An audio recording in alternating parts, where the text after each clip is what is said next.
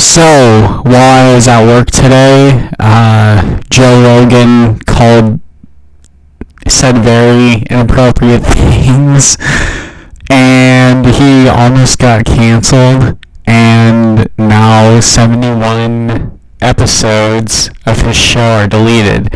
And it's like, how do people not know that free speech is quickly withering away in society, and people just don't care about stuff like that anymore when literally thousands of lives have been lost over the idea. But of course, I'm in no position to talk about that stuff because I've never witnessed that kind of thing, but it's still a fact to bring up.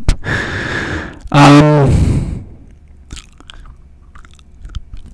don't know. There's a lot of interesting stuff happening with censorship in general, and I've been thinking a lot about the subject recently, and for the most part, I am against censorship because it goes against our entire freedom of speech. And like with YouTube's terms of service, I know that it's complicated to follow and understand, and I don't care about most of it, honestly. But the only things that make sense to me about it is the hateful slur stuff, and the you can't outright be a bully on YouTube, which is pretty fine and is reasonable for the most part. Either way, I got enough of that shit at high school anyway, so why the fuck would I just, give myself over to YouTube's bullies willingly? Which, I don't even know why YouTube bullies are a thing. That is just bullshit to me,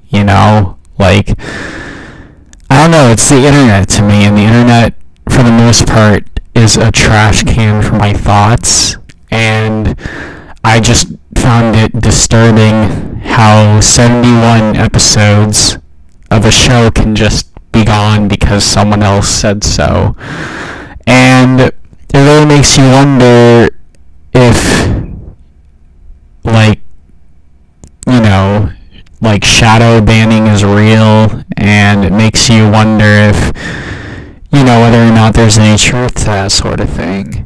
And especially with the kind of technological world we're evolving into, it's important to recognize that we also have to adapt with it. But I'm against the whole transhumanist thing that Elon Musk is doing, and I don't like the idea of being half a robot when I don't like life and I want to die naturally. I just want to die like a normal person, and I don't want to be this immortal being at all, especially when I live with difficult emotions.